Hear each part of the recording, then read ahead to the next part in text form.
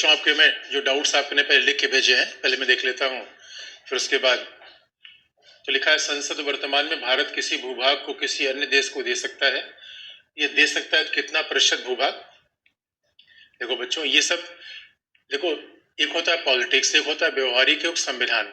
संविधान ये नहीं बताता कितना परसेंट भूभाग देगा। बस आप ये मान लो, अनुच्छेद 3 में ये लिखा गया है कि यदि एक राज्य के द्वारा किसी दूसरे राज्य को भूभाग दिया जाता है तो उसके लिए अनुच्छेद 3 लागू होगा। और मान लो हमारा कोई राज्य है किसी विदेशी राज्य को भूभाग देता है तो संविधान संशोधन करना पड़ेगा। अब ऐसा नहीं है कि 2%, 3%, 10%, ये तो व्यवहार की बातें हैं, ये संविधान में नहीं लिखी जाती। इसलिए आप जानते हो सब चीजें संविधान में नहीं लिख पाते, क्योंकि बहुत बड़ी सारी व्यवहारिक बातें होती हैं। सरकार न्यायपालिका पर किस तरह नियंत्रण रखती है, जैसे कार्यपालिका, विधायिका। तो बच्चों देखो, सरकार न्यायपालिका पर कैसे नियंत्रण रखती है? संसद न्यायाधीशों को पद से हटा सकती है, और संसद के द्वारा कल के लिए कोई अकाउंटेबिलिटी बिल लाया जा सकता है। और कहीं न कहीं जो सबसे बड़ा मामला होता है कि संसद का पार्ट कार्यपालिका होती है, तो अपॉइंटमेंट में भी, नियुक्ति में भी न्यायाधीशों पर नियंत्रण होता है। और तीसरा, आप जानते हो कि हमारे यहाँ न्यायपालिका हर चीज का पुनरावलोकन नहीं कर सकती। संविधान के हिसाब से, चाहे वो स्पीकर काम हो, संसदीय विशेषाधिकार हो, ये तो संसद तय करती है। और उसमें सबसे बड़ा पार्ट है हटाने की बात। किसी ने पूछा है कि क्या नोटा का प्रयोग तब होता है जब किसी भी उम्मीदवार को वोट नहीं देना होता है, लेकिन नोटा की जरूरत थी क्यों? देखो दोस्तों, बात यह है, देखो नोटा का प्रयोग इसलिए होता है कि भाई जो खड़े हुए उम्मीदवार हैं उनके खिलाफ हमारा एक मतभेद है, विरोध है। इसका दीर्घकालिक परिणाम देखो तो इसका मतलब है कल के लिए किसी पॉलिटिकल पार्टी पर दबाव होगा, उस उम्मीदवार को हम टिकट न दे जिसको नोटा का वोट बहुत ज्यादा मिला। पर्पज ये है। अब आप ये सवाल कर सकते हो कि नोटा क्या मतलब है, क्योंकि जिस व्यक्ति को नोटा के मत सर्वाधिक मिल गए उसमें भी तो वो चुनाव तो जीत नहीं पाएगा, चुनाव तो कैंसिल होगा नहीं। क्योंकि मान लीजिए नोटा प्राप्त व्यक्ति को सर्वाधिक मत मिले, तो एक चुनाव क्षेत्र में 60% लोगों ने नोटा बटन दबा दिया, उसके बावजूद भी चुनाव वही जीतेगा जो दूसरे नंबर पर वोट पाएगा। तो किसी ने 50% वोट पाया, वो चुनाव जीत जाएगा। तो आप कह सकते हो कि भाई इसका मतलब क्या है? दोस्तों, इसका मतलब यह है, एक तरीके से डिटरेंट किया गया है। देखो, एक होता प्रतिरोध। अरे भाई, मैं हेलमेट लगा के चलते हैं, ये थोड़े हम मान के चलते हैं कि हमेशा सर फूट ही जाएगा। ये प्रतिरोध होता है कि सब भविष्य में हम इन चीजों को रोक पाएंगे, इसलिए ऐसा किया गया है। अन्यथा आप जानते हो कि मान लो किसी नोटा के उम्मीदवार को ज्यादा वोट मिल जाए, फिर चुनाव कराया जाए। इतने बड़े देश में एक बार चुनाव कराने में बड़ी फजीयत है, तो बार बार चुनाव कैसे करा सकते हैं? तो कुछ व्यवहारिक बातें होती है जो हमें ध्यान रखना होता है। किसी ने प्रवर्तन निदेशालय क्या है? देखो, जो वित्त मंत्रालय का एक एजेंसी है, इन्फोर्समेंट डायरेक्टरेट। और प्रवर्तन निदेशालय का मूल काम है कि भारत में अगर पैसे का अवैध लेन देन हुआ है, इसे मनी लॉन्ड्रिंग कहते हैं, यानी बैंकिंग के बिना पैसे का लेन देन करना। तो आप कहोगे बैंकिंग के बिना पैसे का लेन देन क्यों होता है? टैक्स बचाने के लिए। अब इसका मतलब बैंकिंग के बिना पैसे का लेन देन होगा, सरकार को न पता चलेगा न टैक्स मिलेगा। दूसरी बात, पैसा कौन दे रहा है, किसके लिए जा रहा है, ये नहीं पता चलेगा। तो ऐसे मामलों की जांच के लिए प्रवर्तन निदेशालय काम करता है। फिर आर्टिकल 21 में जीवन की स्वतंत्रता। अब देखिए, आपका सवाल स्पष्ट नहीं है। हमने कितना बता रखा है, आर्टिकल 21 में जीवन और दैहिक स्वतंत्रता की बात है, आर्टिकल 21 की बात है। लेकिन मानेका गांधी केस से उच्चतम न्यायालय ने इसका तमाम विस्तार कर रखा है। इसलिए इसमें आज की डेट में बहुत सारे अधिकार शामिल हैं, वो चाहे त्वरित सुनवाई का हो, पर्यावरण का हो, शिक्षा का हो, स्वास्थ्य का हो, सारे अधिकार आर्टिकल 21 के जीवन की स्वतंत्रता में शामिल है। हमने पहले बता रखा है दोस्तों, देखो आर्टिकल 19 में आजादी क्या है? आने जाने की, बसने की, निवास करने की। जो आर्टिकल 19 की आजादी है, टैटू बनाने की, देह की आजादी। अब टैटू बना लो, अपना हेयर स्टाइल रख लो, कपड़े पहन लो। और आजकल तो लोग कह रहे हैं कि मैरिज पार्टनर को चॉइस करना और सेक्सुअल यानी सेम सेक्स मैरिज, ये भी जीवन का अधिकार का भाग है। किसी ने कहा योजना आयोग नीति आयोग का तुलनात्मक अध्ययन बता दीजिए। देखो बच्चों, अब योजना आयोग रहा नहीं, इसलिए जो संस्था खत्म हो गई उसमें के बारे में सवाल पूछेगा, ये बात हकीकत नहीं है, और इसलिए हमने जानबूझ के बताया भी नहीं। लेकिन अगर मामला आप देखना चाहोगे योजना आयोग की तुलना, भाई सीधी सी बात है, योजना आयोग का अध्यक्ष प्रधानमंत्री, नीति आयोग का अध्यक्ष प्रधानमंत्री। बाकी सारी बातें लगभग वही हैं, बस एक बात में फर्क है। नीति आयोग में राज्यों को समान भागीदारी दी गई है गवर्निंग काउंसिल के द्वारा। योजना आयोग में राज्यों को भागीदारी नहीं थी। अभी योजना आयोग खत्म हो गया। हाँ, योजना आयोग फिर राज्यों की राय कैसे लेता था, उसके लिए एक अलग संस्था थी, राष्ट्रीय विकास परिषद। तो जब योजना आयोग खत्म हो गई तो राष्ट्रीय विकास परिषद भी खत्म हो गई एक ही मामले में। अदरवाइज आप देखोगे नीति आयोग का सीईओ आईएएस अधिकारी है, उसका भी सचिव, योजना आयोग का सचिव आईएएस ऑफिसर होता था।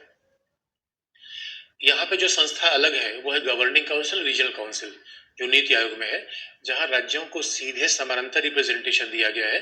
जबकि योजना आयोग के लिए बात कही जाती थी कि योजना आयोग में केंद्रीकरण ज्यादा था क्योंकि वहां राज्यों का रिप्रेजेंटेशन नहीं था।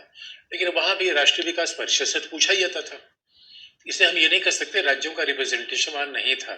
इसे कई बार लोग कहते हैं कि नहीं, बोतल एक है, मतलब शराब एक है, बोतल के लेवल अलग अलग है।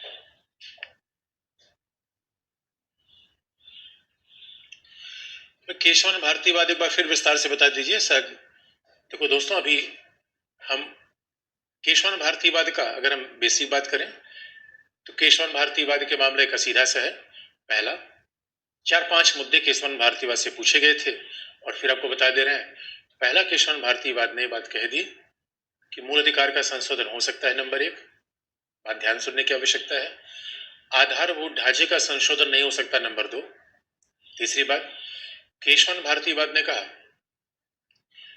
कि अनुच्छेद 368 की संविधान संशोधन में प्रक्रिया और शक्ति दोनों होती है। तीसरी बात कहा कि केशवन भारतीवाद में कहा गया निदेशक तत्व के अनुच्छेद 39(20) को लागू करने के लिए 14(19)(31) का उल्लंघन किया जा सकता है। चौथी बात, केशवन भारतीवाद ने कहा कि संसद के संविधान संशोधन की शक्ति असीमित सर्वोच्च नहीं है बल्कि आधारभूत ढांचे का अधीन है। पांचवी बात कहा कि संसद संविधान संशोधन करते समय आधारभूत ढांचे को नहीं बदलेगा जो संविधान की आत्मा है, यानी मकान का पिलर मत बदलो और संविधान का पूर्ण परिवर्तन नहीं करेगा, संशोधन कर लेगा। यही 5-6 पॉइंट केशवन भारतीवाद के मूल पॉइंट है। तो आप जब देखोगे कोई चीज पढ़ते हो, इसका मूल क्रक्स आ गया, ये केशवन भारतीवाद का मामला है। बाकी सब विवाद एक तरफ, 5-6 पॉइंट यही मूल तो थे। बात को ऐसे भी देखो दोस्तों, कभी आप 24वां 25वां संविधान संशोधन देखना, सही मायने में केशवानंद भारतीवाद को ऐसे भी देख सकते हो, गोरखनाथवाद को बदला, गोरखनाथवाद को चेंज कर दिया और 24वें 25वें संविधान संशोधन को बहाल किया और कहीं ना कहीं शंकरी प्रसाद केस की बात को फिर से स्थापित कर दिया। तो न्यायपालिका में एक बात शंकरी प्रसाद केस में कही गई, उसके बाद गोरखनाथ केस ने पलट दिया और फिर केशवन भारती केस ने उसी बात को पुनर्जीवित कर दिया। ये मूल उसका मुद्दा है। किसी ने सहकारिता क्या होता है? अरे दोस्तों, सहकारिता सहयोग, आपके और आपके पार्टनर के बीच में सहयोग। भाई अगर आप कमरे में झाड़ू मार रहे हो तो आपका पार्टनर पानी भर रहा है, यही सहकारिता। तो संघ राज्य में होना। अच्छा, सहकारी आंदोलन एक अलग चीज है। सहकारी आंदोलन का सहकारिता तो मतलब है कोऑपरेटिव फेडरलिज्म। अगर सहकारिता की बात करोगे तो एक सहकारिता का अलग चीज आती है। जैसे अमूल का बड़ा ब्रांड आता है, गुजरात में गांव में दूध उत्पादन करने वाले लोगों ने निर्णय किया कि वो पता चला कि अलग अलग दूध बेचने के बजाय क्यों न एक समूह बना ले और समूह के माध्यम से दूध बेचे। तो समूह के माध्यम से दूध बेचने का फायदा ये होगा कि वो कीमत उनको ठीक मिलेगी, अब वो बार्गेन कर सकेंगे, उनको बैंक से लोन मिल जाएगा। तो ये सहकारिता एक तरीके से किसी आंदोलन को भी, या जैसे आपने लिज्जत पापड़ का नाम सुना होगा, एक आदमी पापड़ बनाए तो समस्या है कि न वो बेच पाएगा, न कीमत तय कर पाएगा, न लोन मिलेगा। तो अगर जितने पापड़ बनाने वाले गांव के सारे लोग हैं वो क्यों इकट्ठा हो जाए, इसका भी नाम सहकारिता है, जो अमूल के द्वारा बड़ा फेमस हुआ, जो सहकारिता के नाम से जाना जाता है। तो आपको केशवानंद भारतीवाद की बात को मैं फिर रिपीट कर दूं। केशवानंद भारतीवाद का मतलब ये होता है कि ये 4-5 मुद्दे थे, तो फिर आप याद रखना, 24वां 25वां संविधान संशोधन और केशवानंद भारतीवाद दोनों मिलते हैं। केशवानंद भारतीवाद में कहा गया कि मूल अधिकार का संशोधन हो सकता है। केशवानंद भारतीवाद का लोकप्रिय नाम मूल अधिकारवाद भी था। दूसरा, 39(20) निदेशक तत्व क्रियान्वित करने के लिए 14(19)(31) के मूल अधिकार का उल्लंघन हो सकता है। तीसरा, अनुच्छेद 368 के संविधान संशोधन में अनुच्छेद 368 प्रक्रिया और शक्ति दोनों होती है। चौथा, संसद संविधान संशोधन कर सकती है लेकिन मनमानी नहीं। इसका मतलब है संसद संविधान संशोधन कर सकती है लेकिन उसकी शक्तियां सीमित हैं। और पांचवा, संसद के द्वारा संविधान का बदलाव किया जा सकता है लेकिन आधारभूत ढांचे का नहीं। अब किसी ने पूछा प्रीवी पर्स के बारे में।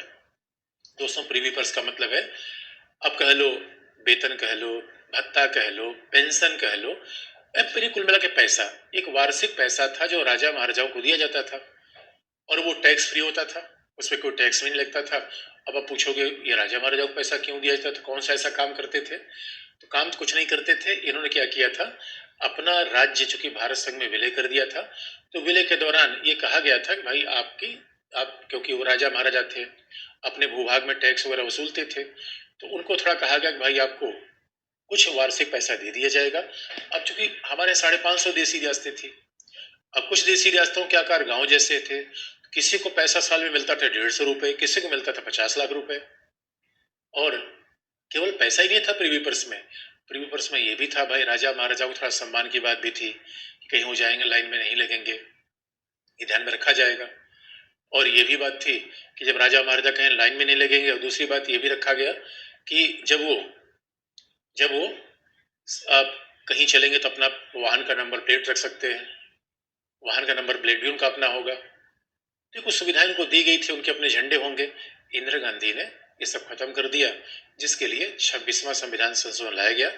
उसके पहले इंदिरा गांधी ने इसे राष्ट्रपति के आदेश से खत्म करने का प्रयास किया था, लेकिन एक बड़ा फेमस मामला आया था प्रीवी पर्स वाद के नाम से। इसका तकनीकी नाम है माधवराव सिंधिया जीवाजी बनाम भारत संघवाद। ये वही माधवराव सिंधिया हैं जो ज्योतिरादित्य सिंधिया के पिता हैं और बाद में कांग्रेस पार्टी में शामिल हुए। 42वें संविधान संशोधन में आपने पूछा कौन सा शब्द शामिल किए गए, क्या इसमें धर्मनिरपेक्ष शब्द भी शामिल है? दोस्तों, इसमें 3 शब्द शामिल किया गया, समाजवाद, पंथ निरपेक्ष और अखंडता। ये 342वें संविधान संशोधन शामिल किए गए थे। तो लोकसभा राज्यसभा के विघटन के बारे में बताइए। बच्चों देखो, राज्यसभा का विघटन कभी नहीं होता। राज्यसभा के 1/3 सदस्य हर दूसरे साल अवकाश प्राप्त करते हैं, इसे वो स्थायी सदन है। विघटन केवल लोकसभा का होता है और लोकसभा का विघटन राष्ट्रपति करता है, याद रखना स्पीकर नहीं करता। और विघटन कब करेगा, या तो लोकसभा कार्यकाल पूरा हो जाए, या जो वर्तमान सरकार है अल्पमत में हो जाए और कोई सरकार बनने की संभावना न हो, तब लोकसभा का विघटन किया जा सकता है। और उसके बाद फिर नया चुनाव होगा, क्योंकि लोकसभा का विघटन ये सत्रावसान स्थगन नहीं है। अब two topics are remaining in Indian polity. Syllabus kindly cover comparison of Indian constitutional scheme with other countries. Salient feature of People's Representation Act. Hello friends. See, in fact, whenever we have studied the entire polity, because you have asked question in English, therefore I am replying in English. See, whenever we have covered the entire Indian polity, you know that while studying the parliamentary form of government, we have compared with British parliamentary form of government. While studying with the federal form of government, we gave example of Canada, US. That is exactly the comparative constitution of the world. So indirectly, we have always referred from where we have got some provision of the constitution, how we can compare with the constitution. So indirectly we have covered that topic. And second what you have asked about the salient features of People's Representation Act, whenever we are studying the Election Commission. In fact, whenever we are talking of People's Representation Act, examiner is not asking about People's Representation Act, but he is asking about the electoral reform. That is the issue. Electoral reform that I have told you yesterday or day before yesterday, that what are the prospect everywhere, wherever we are talking of electoral reforms, that is Representation of People's Act. MPLAD क्या है, किसने पूछा है? Member of parliament local area development, ये fund था, अभी भी है, 1993 में शुरू हुआ नरसिंह राव गवर्नमेंट के द्वारा। इसके द्वारा सांसदों को 5 करोड़ रुपए एक साल में मिलता है और ये 5 करोड़ रुपए डीएम के और सांसद के द्वारा खत्म होता है।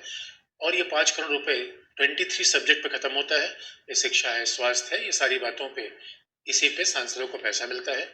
कई राज्यों ने अपने यहाँ विधायकों को भी ऐसा वार्षिक भत्ता दे रखा है, पैसा दे रखा है जो विकास के लिए खर्च हो। इसे कहते हैं member of parliament local area development fund.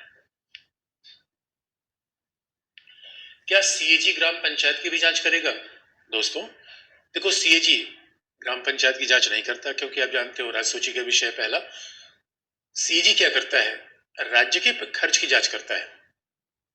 राज्य खर्च की जांच करेगा तो जिससे हम जो हमने आपको बताया था, क्या होता है? Social auditing. पंचायत का सामाजिक अंकेक्षण होता है, सोशल ऑडिटिंग होता है। और सोशल ऑडिटिंग का मतलब है जब ग्राम सभा बाकायदा बैठकर पंचायतों खर्च की जांच करती है। इन ग्राम सभा गांव के लोग, जहां पे पंचायतों के अधिकारी भी शामिल होते हैं।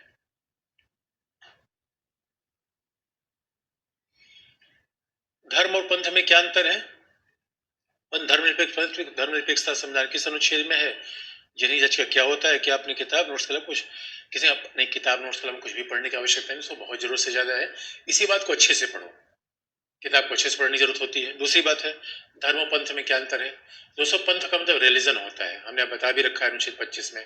आप देखो, एक एक चीज के जवाब मैंने दे रखे हैं, अगर आप ध्यान से पढ़ा होगा, आपने नोट किया होगा। पंथ का मतलब उपासना पद्धति, और धर्म का मतलब कर्तव्य, नैतिकता। इसलिए तो गांधी ने कहा था, धर्म से अलग कैसे कोई हो सकता है? धर्म से तटस्थ है, निरपेक्ष कैसे होगा? क्योंकि मैं धर्म से अलग हो जाऊं, इसका मतलब सूरज रोशनी से अलग हो गया, फूल सुगंध से अलग हो गया। तो धर्म का मतलब व्यापक है, हर व्यक्ति धर्म से बधा हुआ है। उपासना करना न करना आपकी मर्जी है। कई लोग नास्तिक होते हैं, उपासना नहीं करते, उनका भी एक धर्म है। धर्म का मतलब मानव का मूल नैतिक स्वभाव। तो धर्म पंथ में अंतर है। इसे पंथ का इंग्लिश अनुवाद रिलीजन किया जाता है। कई लोग कहते हैं धर्म का अनुवाद रिलीजन नहीं होना चाहिए, लेकिन आप याद रखना, यह समस्या केवल हिंदी में की जाती है। इंग्लिश में तो एक ही शब्द है, रिलीजन। पंथ निरपेक्षता संविधान किस अनुच्छेद में है? दोस्तों देखो, प्रस्तावना में जोड़ा गया है। और वैसे अगर उसका आधार देखना चाहोगे तो अनुच्छेद में नहीं है भाई, संविधान के हर आधार में है। अनुच्छेद 15 में जहाँ कहा गया धर्म के आधार भेदभाव नहीं होगा, अनुच्छेद 25 में है जहाँ धार्मिक आजादी दी गई है। तो वो अनेक अनुच्छेद में, लेकिन सीधा अनुच्छेद में नहीं है। प्रस्तावना में 42वें संविधान संशोधन के बाद ये शब्द आया। अनुच्छेद 25 में पंथ निरपेक्ष गतिविधि है, पंथ निरपेक्षता नहीं है। किसी का जनहित याचिका क्या होती है? अरे दोस्तों, सीधी सी बात है। अब मान लो आप कहीं गांव में ईंट का भट्टा चल रहा है। अब ईंट के भट्टे पर कोई बच्चे काम कर रहे हैं। अब कोई बच्चे काम कर रहे हैं, उनका शोषण हो रहा है, लेकिन उनको पता नहीं है, वो न्यायपालिका जा नहीं सकते। इसे आप उच्चतम न्यायालय को चिट्ठी लिख सकते हैं, आप कोई पत्र लिख सकते हैं, खुद उच्चतम न्यायालय जा सकते हैं उन बच्चों को छुड़ाने के लिए। यह है जनहित याचिका। इसका मतलब है, जनहित याचिका में दो पक्ष के बीच विवाद का मामला नहीं होता, बल्कि जो वंचित पक्ष का व्यक्ति है, जो गरीब पक्ष का व्यक्ति है, उसके हम अधिकारों की रक्षा की बात करते हैं।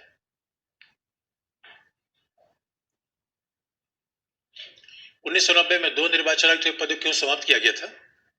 देखो, अब विवाद ये हुआ था, पहले जब 3 निर्वाचन आयुक्त हुए तो अब उच्चतम न्यायालय में टीएन सेशन उच्चतम न्यायालय में चले गए थे, लेकिन बाद में उच्चतम न्यायालय ने ये बात मान ली, इसीलिए 3 निर्वाचन आयुक्त अब काम करते हैं।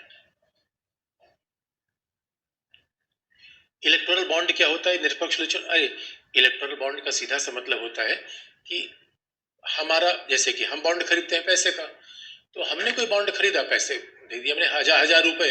इलेक्टोरल बॉन्ड ऐसे सीधे कहो आम आदमी के द्वारा पार्टी को दिया गया डोनेशन। और हकीकत की बात है, आम आदमी दोस्तों कौन देगा? आम आदमी तो पार्टी से लेता है, देगा क्या? तो जो भी के व्यक्ति देगा।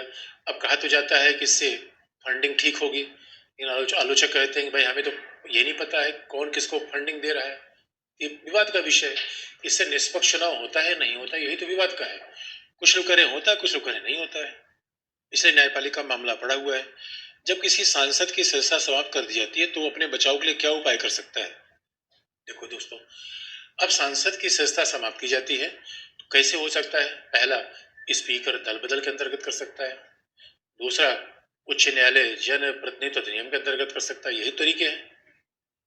या वो संसद में आ नहीं रहा है तो ऐसे मामले में राष्ट्रपति कर सकता है। लेकिन ऐसे मामलों में बचाव का मतलब है कोई भी व्यक्ति न्यायालय जा सकता है। उच्च न्यायालय किसी को डिस्क्वालीफाई किया तो उच्चतम न्यायालय जा सकता है।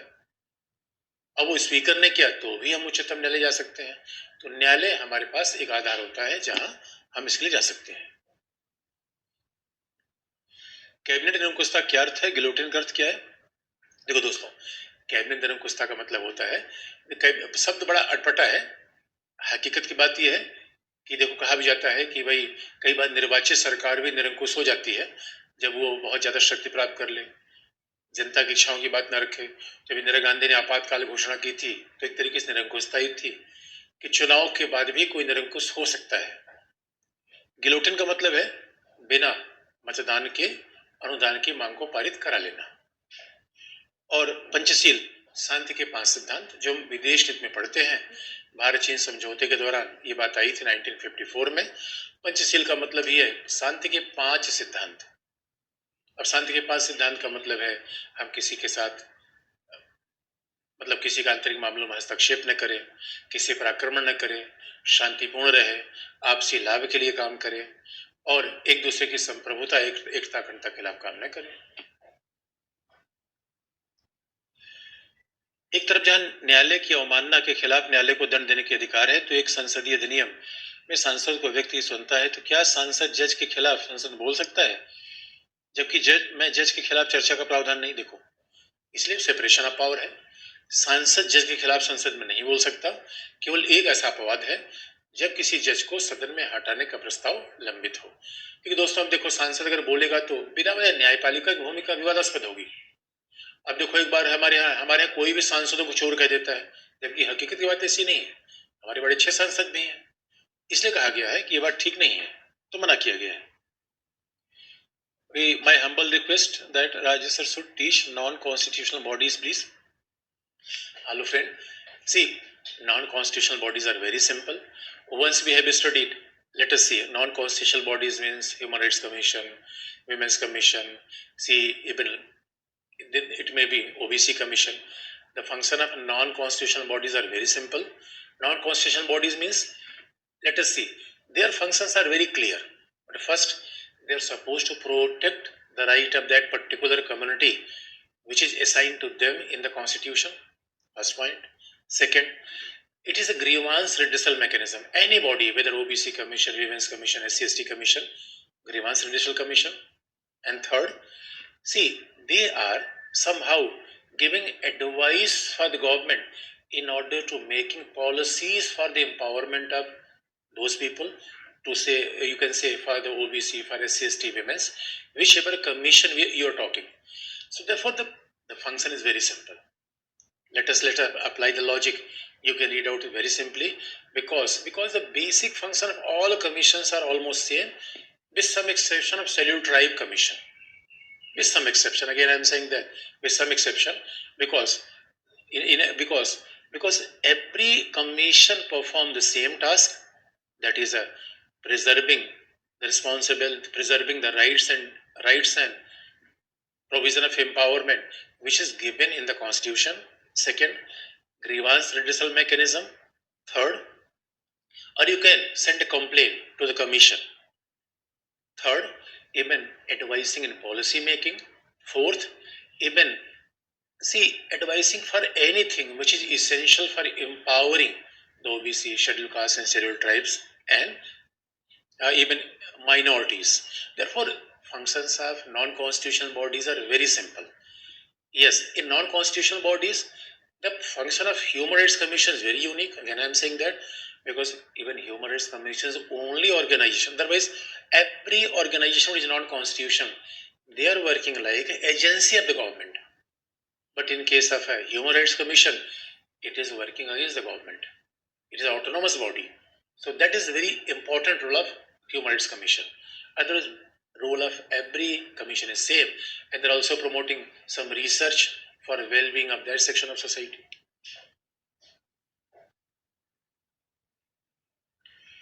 फेडरल और यूनियन में क्या अंतर है? बच्चों बड़ी देर से अरे यार ये बात हमने बता रखी। देखो अब तो हमने देखो, पढ़ने का मतलब होता है कि इतनी सिंपल बात पूछोगे जो हमने एकदम क्लियरली बता रखा है। फेडरल का मतलब है जहां पे शक्ति का विभाजन हो, और फेडरल में अमेरिका को रखते हैं। यानी फेडरल यूनियन की विशेषता एक जैसी है, बस यूनियन से एक ही बात पता चलती है। फेडरल में भी वही फीचर है, यूनियन में वही फीचर है। यूनियन का मॉडल है कनाडा, यूनियन का मॉडल है अमेरिका, जहां पे संघ सरकार ज्यादा शक्तिशाली है। जहां अमेरिका जैसा संघ समझौते का परिणाम नहीं बना, इसलिए कहते हैं कि वो यूनियन है। संसदीय शासन और संघवाद संसदीय शासन में स्पष्ट करते अलग है। फिर देखो दोस्तों, संसदीय शासन संघवाद में अलगाव है। वैसे तो एक ही जमीन पे काम कर रहे हैं। संसदीय शासन बताता है कि विधायिका और कार्यपालिका के संबंध क्या होंगे, जबकि संघात्मक शासन ही बताता है कि संघ और राज्य के संबंध क्या होंगे। बात ध्यान से सुनने की है। संघात्मक शासन वहां लागू होता है जहां बड़ा भूभाग हो, सांस्कृतिक विविधता ज्यादा हो, क्योंकि संघात्मक शासन में हम शक्तियों का भौगोलिक विभाजन करते हैं, टेरिटोरियल डिवीजन, कि राज्य की सरकार यहाँ होगी, संघ की सरकार यहाँ होगी। संसदीय शासन में टेरिटोरियल नहीं होता। संसदीय शासन में हम क्या करते हैं, विधायिका कार्यपालिका के संबंधों की व्याख्या करते हैं। भाई जहां विधायिका कार्यपालिका मिली रहे वो संसदीय, जहां विधायिका कार्यपालिका बिल्कुल अलग हो जाए वो अध्यक्षीय। तो दोनों शासन अलग अलग है और दोनों का पर्पस भी अलग अलग है। संसदीय शासन में कहीं ना कहीं सेपरेशन होता है तो हम वहां आजादी की रक्षा करना चाहते हैं। संघात्मक शासन में बहुत सारे लोगों को एक ढांचे में साथ लाना चाहते हैं, इसलिए दोनों में लगाव है। भाग 4 निरीक्षक तत्व है, फिर उसमें बाहर भी निरीक्षक तत्व रखे गए हैं। ऐसा क्यों? भाग 4 में संसद फिर उसके बाहर रखने की क्या जरूरत थी? अरे दोस्तों, अब देखो संविधान में भाग 4 तो एक बन गया, लेकिन संविधान कुछ ऐसे भाग थे जैसे अनुच्छेद 350, 350A, 335, 351। 351 में है कि संघ सरकार का प्रयास है हिंदी भाषा को प्रोत्साहन के लिए संघ सरकार काम करेगी। 350A में है कि अल्पसंख्यक समुदाय के बच्चों को उनकी मातृभाषा में प्राथमिक शिक्षा दी जाएगी। और फिर 335 में है कि अनुसूचित जाति जनजाति के आरक्षण देते समय प्रशासनिक सेवाओं कुशलता का ध्यान रखा जाएगा। कारण ये दोस्तों, जब अनुच्छेद भाई भाग 4 में वो चीजें लिखी गई जो कि एक किस्म की थी, उदारवादी, गांधीवादी और फिर समाजवादी किस्म की, लेकिन अब हर संविधान के हर अनुच्छेद को एक में ही लाना अपने आप में क्रमिकता में भंग होता, इसलिए हमने उसको वहां रखा, बाकी और कोई कारण नहीं है। तो दोनों एक तरीके से निरीक्षक तत्व है। राज्य की परिभाषा समझ में नहीं आ रही है? दोस्तों बड़ी सिंपल सी है। राज्य का मतलब है संघ सरकार, राज्य का मतलब है संसद, राज्य का मतलब है राष्ट्रपति, राज्य का मतलब है नगर पालिका, और राज्य का मतलब अन्य एजेंसी। इसका मतलब दिल्ली विश्वविद्यालय वो भी राज्य है, क्योंकि जो भी राज्य से वित्त प्राप्त है, जहां राज्य कर्मचारी काम करते हैं वो राज्य है। इसका मतलब है कि जहां भी राज्य कर्मचारी, अब एयर इंडिया राज्य नहीं है क्योंकि एयर इंडिया को टाटा के अंतर्गत ले लिया गया। और आपको याद दिला दें, कई बार प्राइवेट कंपनी, आजकल पीपीपी चल रहा है, पब्लिक प्राइवेट पार्टनरशिप। इसका मतलब है कि मान लो रेलवे है, रेलवे तो राज्य है, राज्य का इंस्ट्रूमेंट है, एजेंसी है, लेकिन चूंकि रेलवे के साथ आईआरसीटीसी काम कर रहा है तो प्राइवेट एजेंसी है, फिर भी उसे राज्य मानेंगे क्योंकि उसका कार्य है सार्वजनिक सेवाओं को देना, वो सार्वजनिक सेवाओं को देती है। इसे राज्य की बात बड़ी स्पष्ट है, कंफ्यूजन नहीं होना चाहिए। हाँ, न्यायपालिका राज्य में शामिल नहीं है, न्यायपालिका राज्य में शामिल नहीं है। इसका मतलब है प्राइवेट संस्थाएं सामान्यतः राज्य में शामिल नहीं है, लेकिन वो प्राइवेट संस्थाएं जो सार्वजनिक सेवा दे रही है राज्य में शामिल है। बाकी ऐसी संस्थाएं जिसमें राज्य कर्मचारी हैं, राज्य के वित्त के द्वारा दिया जाता है, राज्य उनको पैसा देता है, सब राज्य में शामिल है। दूसरी तरफ तो आपने शायद अब अच्छा संसद तो अब आपके ये सब सारे पूरे हो गए। अब मुझे लगता है कि आपके जो यहाँ पे आप मैं देख लूं, आप इसके अलावा क्या सवाल पूछना चाहते हैं? और आप उच्च अच्छा, बहुत तेज कमेंट, बहुत तेज भागते, इसलिए मैं पढ़ने में बड़ी दिक्कत हो जाती है। आप याद रखना दोस्तों, जनहित याचिका कभी भी जनपद न्यायालय में नहीं जाएगी। जो फंडामेंटल राइट की रक्षा करेगा जनहित याचिका वहीं जाएगी। इसे जनहित याचिका हमेशा उच्चतम न्यायालय, उच्च न्यायालय में जाएगी। जनहित याचिका कभी भी जनपद न्यायालय में नहीं जाएगी, क्योंकि जनपद न्यायालय का सरोकार मूल अधिकार से नहीं होता। कुछ चीजों को हम लॉजिक लगा के पढ़ते हैं।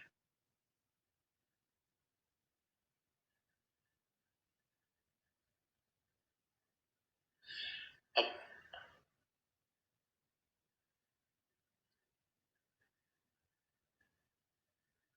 अच्छा, किसी ने पूछा कुछ राइटिंग, तो मान लो हम किसी राइटिंग की बात कर दे और संज्ञा, अच्छा अब किसी ने पूछा कोई राइटिंग की बात, तो मान लो कि कोई भी आप सवाल पूछो तो मैं राइटिंग की बात आपको बता दूं। अब मान लो कि हम एक सवाल पूछते हैं, जैसे कि यूपीएससी में पूछा गया है, यूपीएससी में पूछा गया है, फिर आपको बता दें, एक सवाल पूछा गया है कि क्या संसद को संविधान के संशोधन की मनमानी शक्ति है? अभी सवाल पूछा गया है क्या संसद की संविधान संशोधन की स्वेच्छाचारी शक्ति पर किसी प्रकार का नियंत्रण है? ये मेंस का सवाल है, तो मैं इसका एक आपको ड्राफ्टिंग बना दूं। आप देखोगे ये सवाल आधारभूत ढांचे से पूछा गया है। इससे ये भी पता हो जानी चाहिए, जो मैंने बार बार आपको बताया है कि आईएएस में कभी भी सवाल, आईएएस में क्या देखोगे किसी स्टेट एग्जाम में भी अब सवाल इन्फॉर्मेशन नहीं पूछा जाता, नहीं आपसे सवाल नहीं पूछेगा कि संसदीय विशेषाधिकार बता दीजिए, आधारभूत ढांचा क्या है बता दीजिए, केशवानंद भारतीयवाद क्या है बता दीजिए। ये इन्फॉर्मेशन है, उसको पढ़कर आपने समझा क्या, ये आपसे सवाल हमेशा एग्जामिनर पूछता है। इसे कभी ध्यान से आप देखना, हमने निरीक्षक तत्व पढ़ा, लेकिन एग्जामिनर का ध्यान क्या है, आप वो बाधाएं बताइए जो निरीक्षक तत्व को लागू करने में आ रही है। हमने अनुच्छेद 14 पढ़ा, अनुच्छेद 14 सवाल नहीं पूछ रहा है। अनुच्छेद 19 पढ़ा, ये नहीं पूछा कि 19(1) में क्या है, 2 में क्या है, वो नहीं पूछ रहा है, वो सीधा व्यवहार पूछता है। तो प्रश्न सीधा व्यवहारिक पूछे जाते हैं। और जैसे मान लो कि अगर ये प्रश्न आपसे पूछा जाए कि क्या उच्चतम न्यायालय संसद की स्वेच्छाचारी शक्तियों पर नियंत्रण रखता है, अगर ये सवाल हो जाए तो कैसे आप लिखोगे? तो आप जानते हो, पहले भूमिका लिखो। पहले तो आपको ये सवाल होना चाहिए कि ये भूमिका लिख दो। अब भूमिका पता होना चाहिए कि हमारे यहाँ संसद की भूमिका क्या है, न्यायालय की भूमिका क्या है। तो आप भूमिका कैसे लिखोगे कि भारत में संसदीय शासन है, लेकिन संसदीय शासन के साथ मूल अधिकार का प्रावधान है और मूल अधिकारों की रक्षा और संविधान की रक्षा का दायित्व न्यायालय का है। छोटे सेंटेंस छोटे पैराग्राफ, हमेशा लिखने में छोटे सेंटेंस छोटे पैराग्राफ की बात करते हैं। और आप याद रखो, मैंने बीच में लेखन क्यों नहीं बताया कि एक टॉपिक मेंस में एक टॉपिक दूसरे जुड़ता है। मेंस में अलग अलग उत्तर नहीं लिख पाओगे, प्रीलिम्स एग्जाम में हाँ एक टॉपिक आपने जो पढ़ा वही सफिशिएंट है। तो आप न्यायालय पढ़ोगे, संसद के जोड़े बिना उत्तर नहीं लिख पाओगे। आधारभूत ढांचा पढ़ोगे, न्यायालय संसद दोनों आना पड़ेगा, ये खास बात है। तो जब आप कहते हो कि भूमिका यानी संसद और न्यायालय की शुरू कर दोगे, अब सवाल है कि संसद की स्वेच्छाचारी शक्ति क्या है। तो संशोधन की स्वेच्छाचारी शक्ति है, यदि संसद आधारभूत ढांचे का उल्लंघन करे तो वे स्वेच्छाचारी शक्ति है। यदि संसद आधारभूत ढांचे का उल्लंघन कर रही है तो क्या है, स्वेच्छाचारी शक्ति है। अगर वो आधारभूत ढांचे का उल्लंघन नहीं कर रही है तो स्वेच्छाचारी शक्ति नहीं है, पहली बात। दूसरा देखोगे अब सवाल है, इसका मतलब संसद को संशोधन से रोका गया? नहीं, इसका मतलब है अनुच्छेद 368 की शक्ति सीमित है।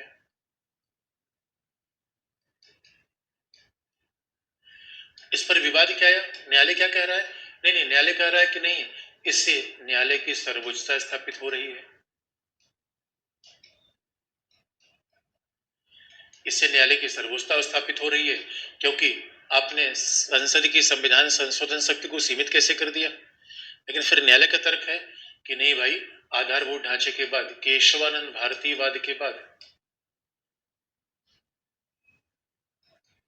आधारभूत ढांचे के बाद, केशवानंद भारतीयवाद के बाद कई संशोधन हुए हैं, जिसमें सबसे लेटेस्ट यानी 104 संविधान संशोधन है।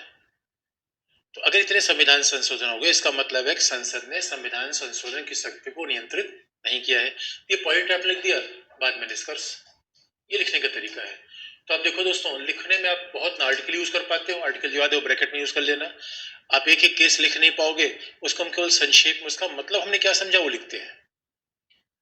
तो जब निष्कर्ष में आप लिख लोगे कि भारत में न तो संसद की सर्वोच्चता है, न्यायपालिका की सर्वोच्चता है, इसीलिए दोनों में सामंजस्य संतुलन होना चाहिए।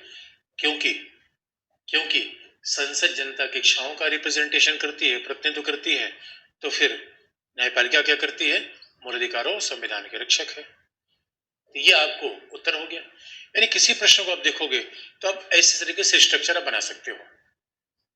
अब किसी ने देखो, किसी ने कहा है कि सिलेबस को डिस्कस कर दीजिए। अब बहुत ध्यान से देखना, सिलेबस में एक एक चीज जो लिखा गया वो सब हमने पढ़ाया है। जैसे संघीय शासन में लिखा गया है संघ शासन की चुनौती क्या है, संघ शासन के मुद्दे क्या है। तो आपने एक एक देखा गया संघ शासन की चुनौती क्या है।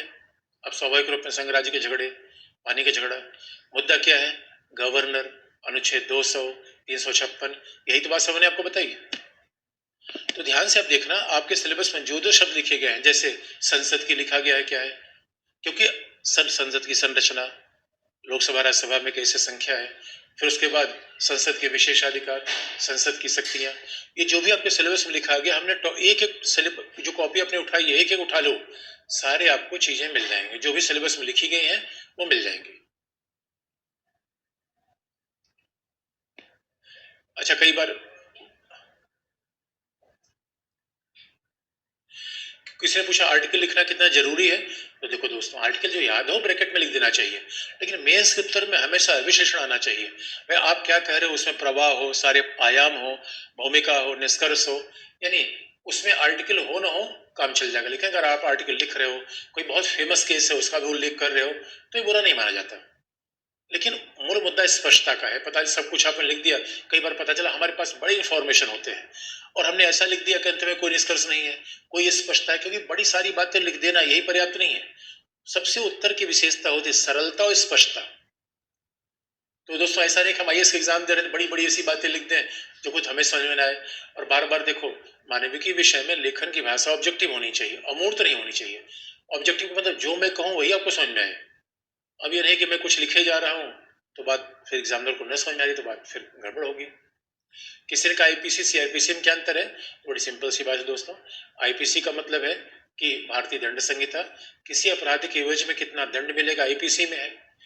और सीआरपीसी का मतलब है उस दंड को देने की प्रक्रिया क्या है, सबूत कैसे आएंगे, गवाह कैसे आएंगे, कितनी सुनवाई होगी, ये उसकी प्रक्रिया है।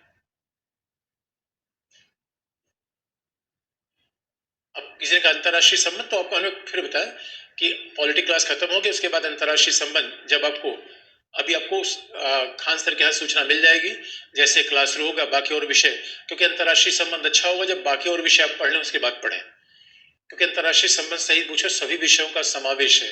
तो आप इकोनॉमी पढ़ लिया आपने, साइंस पढ़ लिया, उसके बाद अंतर्राष्ट्रीय संबंध पढ़ोगे तो आपको ज्यादा सही लगेगा। ज्योग्राफी पढ़ लिया आपने।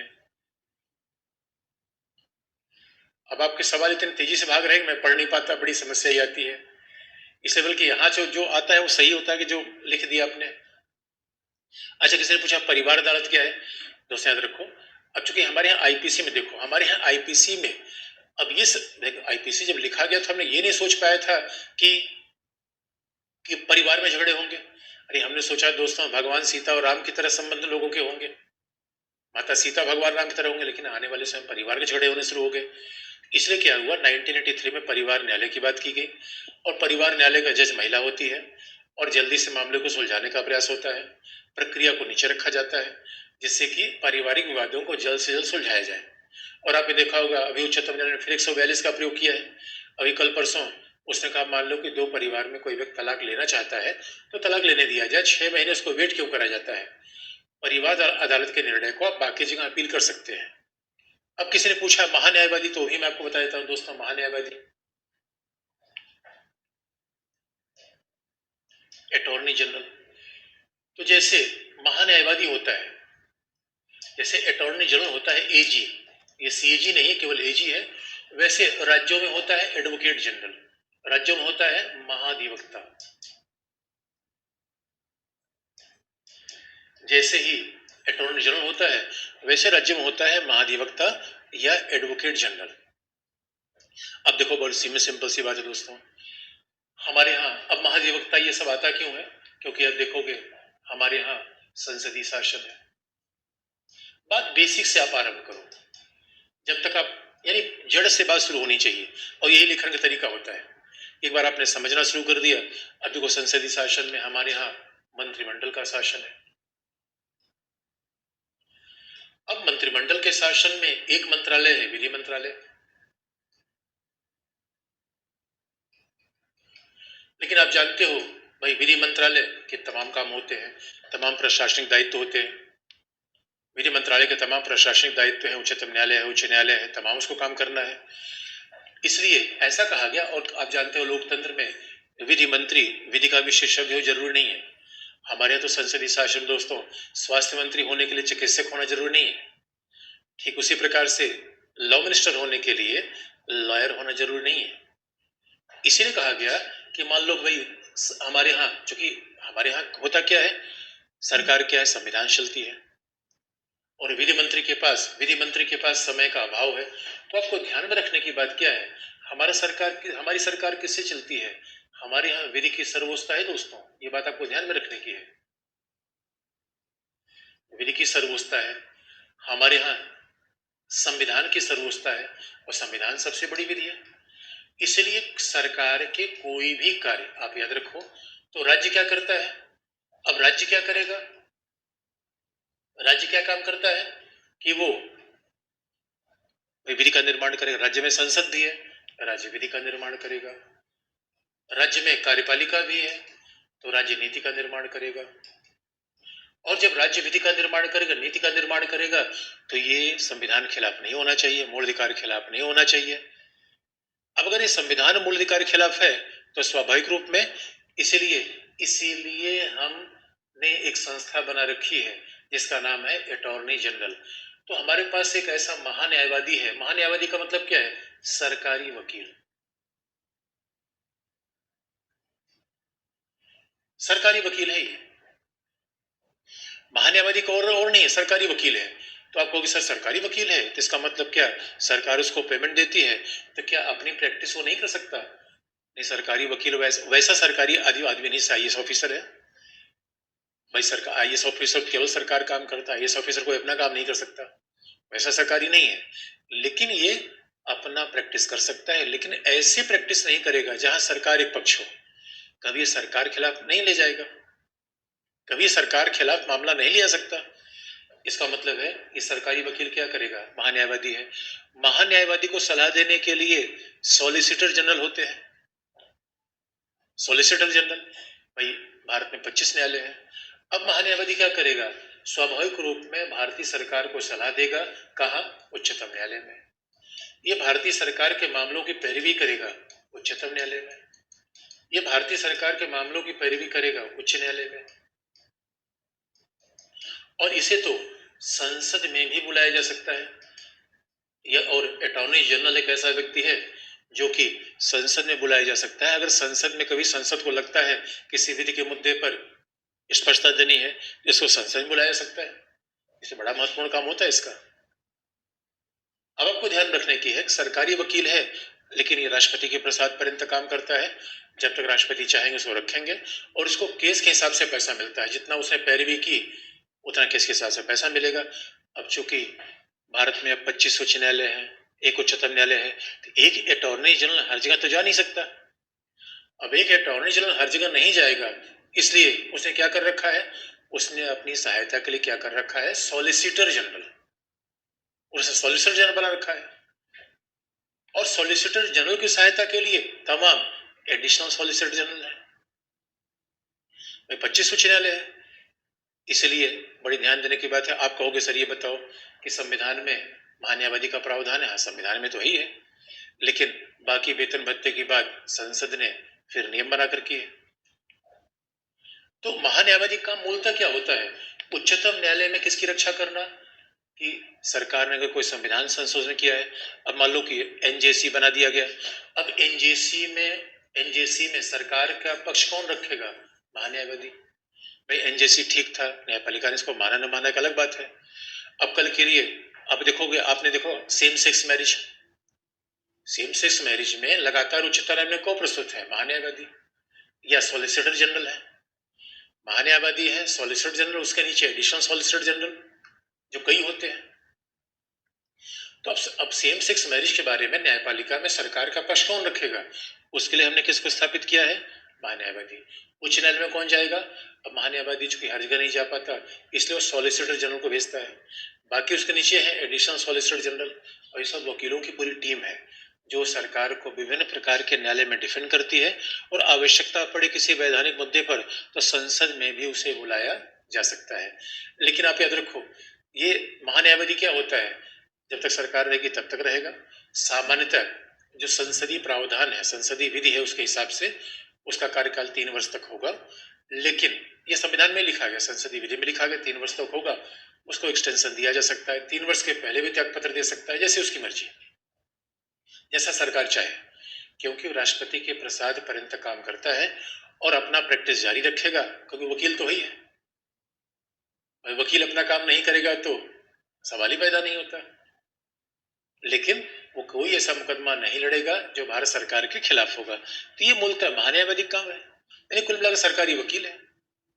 तो मान लो कि कल के लिए कभी कोई मुद्दा आ गया, संसद में विधि का मुद्दा आ गया, संविधान संशोधन का मुद्दा आ गया, तो महान्यायवादी को बुलाया जा सकता है। वही सरकार का पक्ष रखेगा, वो सरकार का पक्ष संसद को बताएगा, क्योंकि वो विधि का विशेषज्ञ है। और आप कहोगे सर विधि मंत्री क्यों नहीं रखा जाता?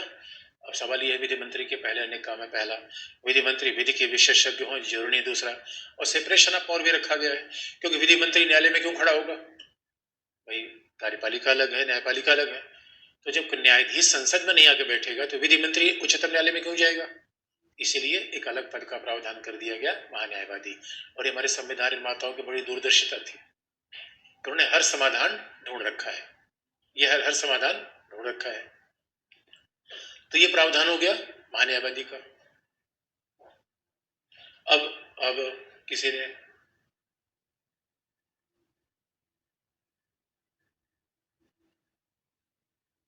अच्छा देखो दोस्तों, अब आपका बड़े तेजी से भाग रहा है मामला। किसी ने पूछा 370, अरे दोस्तों 370 अतीत बन गया, 370 खत्म हो गया।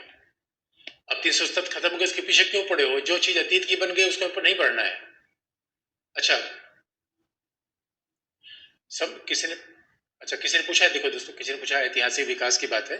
देखो ऐतिहासिक विकास का मूल अभिप्राय तो हिस्ट्री में पढ़ लेते हो, हिस्ट्री में सर से बोलना, सब आपको बता देंगे। ऐतिहासिक विकास तो हिस्ट्री का पार्ट है, और ऐतिहासिक विकास में जो सबसे ज्यादा महत्वपूर्ण है गवर्नमेंट ऑफ इंडिया 1935, और हमारे यहाँ गवर्नमेंट ऑफ इंडिया 1935 जो मूल पार्ट है कि भाई केंद्र में पहली बार किया गया कि संघात्मक शासन का प्रयोग होगा, यानी पहली बार यूपीएससी का प्रावधान किया गया, वहां सीएजी का प्रावधान भी था, और पहली बार राज्यों में निर्वाचित सरकार के निर्माण का प्रावधान आया, पहली बार प्रांतों में निर्वाचित मुख्यमंत्री आया, जिसको प्रीमियर कहा गया, और केंद्र में विषय को दो भाग में बांटा गया, एक अनिवार्य और दूसरा स्वैच्छिक, या एक रिजर्व, एक आरक्षित दूसरा सामान्य।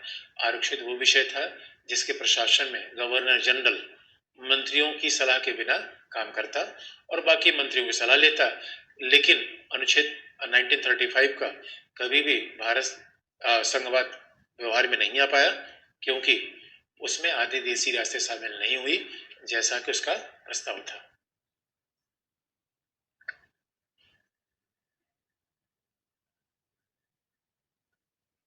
किसी ने कहा 356 को समझा दीजिए। अरे 356 सीधी सी बात है।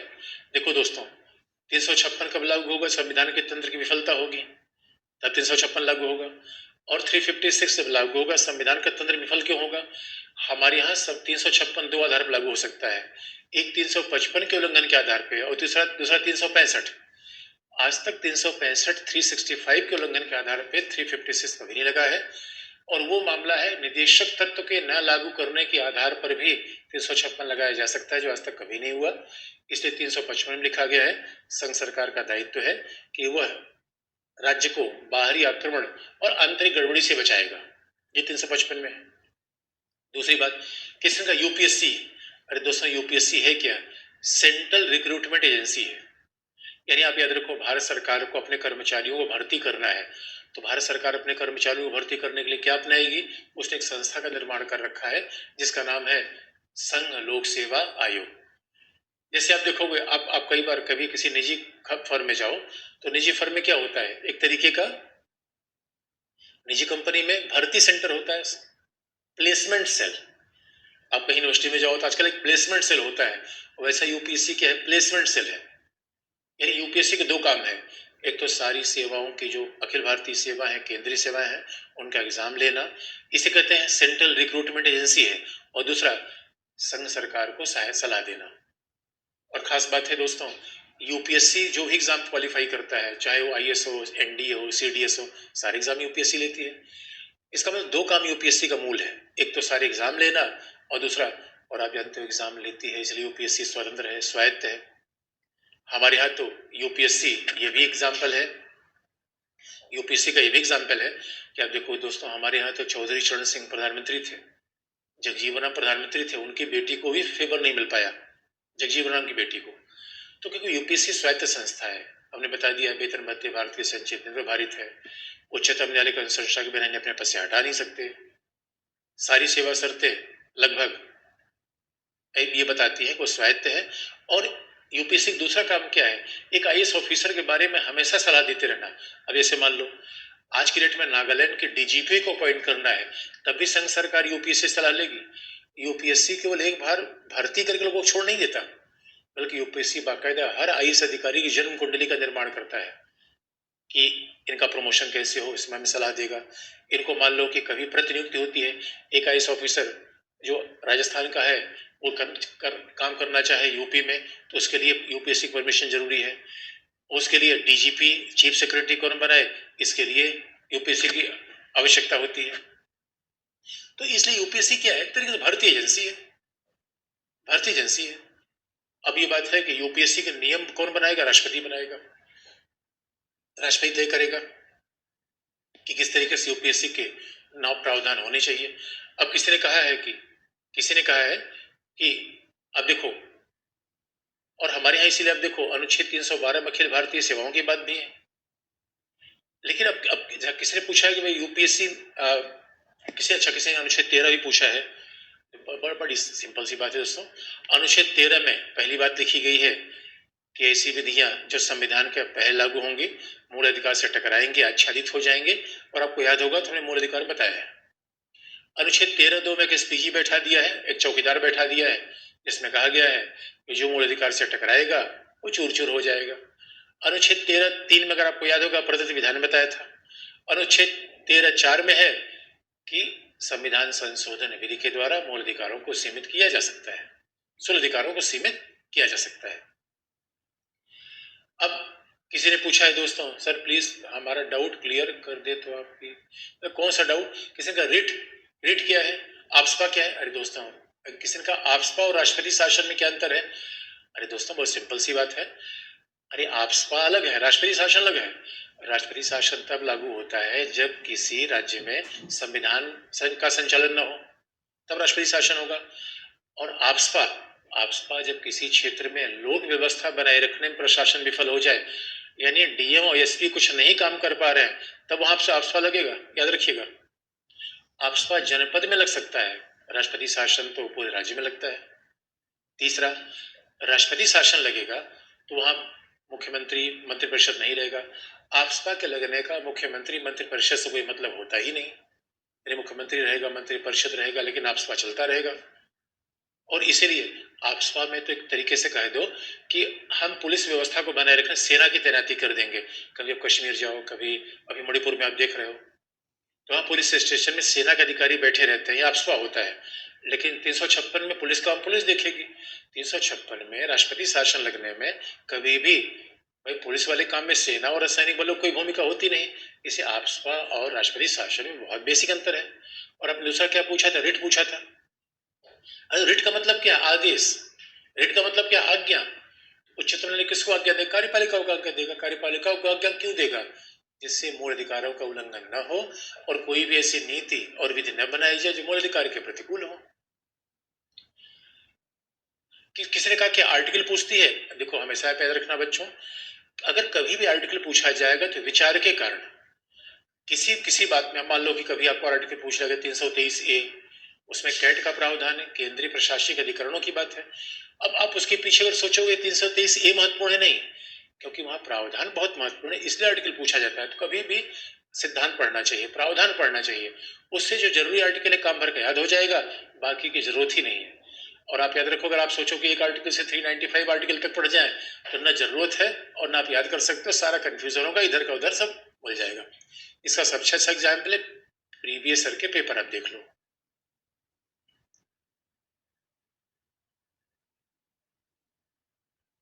किसी ने पूछा तो 377। अच्छा, अभी दोस्तों यह है सेक्शन 377। अरे सेक्शन 377 का मतलब है जिसमें कहा गया समलैंगिक संबंध अपराध नहीं है।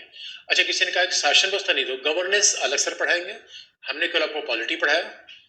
गवर्नेंस ये पूरा दबाव समूह, गवर्नेंस, मंत्रालय, प्रशासन, ये सब आपको अलग से पढ़ाया जाएगा। किसी ने कहा लोकपाल बिल क्या है? अरे बच्चों, लोकपाल बिल अब नहीं रहा, अब तो लोकपाल बाकायदा एक संस्था है। भ्रष्टाचार को नियंत्रित करने के लिए लोकपाल बना, जैसे कि अभी सब गवर्नेंस में आपको पढ़ाया जाएगा। और केजरीवाल का बड़ा आंदोलन था कि इसीलिए ये लोकपाल बने। किसी गवर्नेंस क्या है? अरे दोस्तों, गवर्नेंस आपको अलग से पढ़ाया जाएगा। एक है गवर्नमेंट, दूसरा गवर्नेंस। तो गवर्नमेंट का मतलब विधायिका, कार्यपालिका, न्यायपालिका। गवर्नेंस का मतलब है विधायिका, कार्यपालिका, न्यायपालिका के साथ आप एनजीओ को जोड़ दो, विधायिका कार्यपालिका न्यायपालिका के साथ आप निजी क्षेत्र को जोड़ दो। गवर्नेंस, गवर्नेंस क्या है? पीपीपी, पब्लिक प्राइवेट पार्टनरशिप, ये गवर्नेंस है। गवर्नेंस का मतलब है उसमें समाज भी आएगा, अर्थव्यवस्था भी आएगी, बाजार भी आएगा, ये गवर्नेंस है। और गवर्नमेंट का मतलब है विधायिका कार्यपालिका और न्यायपालिका। किसी ने पूछा हानि सिद्धांत क्या है? अरे दोस्तों, हानि सिद्धांत सिंपल है कि आप एक आपने कहावत सुनी होगी, आपको छड़ी घुमाने का अधिकार है, लेकिन वो छड़ी दूसरे की नाक से नहीं टकरानी चाहिए। इसका मतलब अपनी आजादी आप लीजिए, लेकिन दूसरे के जीवन में हस्तक्षेप मत करिए। किसी ने पूछा है आर्टिकल नहीं, सेक्शन 144 क्या है? एक अवैध समूह के मिलन को रोका जा सकता है। आप जानते हो कि आर्टिकल सेक्शन 144 आजकल विवाद में आईपीसी का सेक्शन 144 है।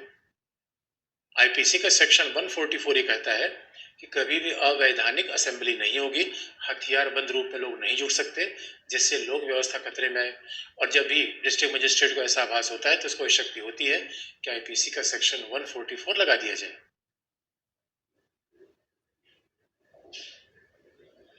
अच्छा, किसी ने पूछा अर्धन्यायिक संस्था क्या है? अब देखो दोस्तों, अर्धन्यायिक संस्था का सीधा सा मतलब है ऐसी संस्था जो आधी प्रशासनिक हो और आधी न्यायिक हो, वो अर्धन्यायिक है। ऐसी संस्था आधी प्रशासनिक हो, आधी न्यायिक हो, अर्धन्यायिक है। आज के लिए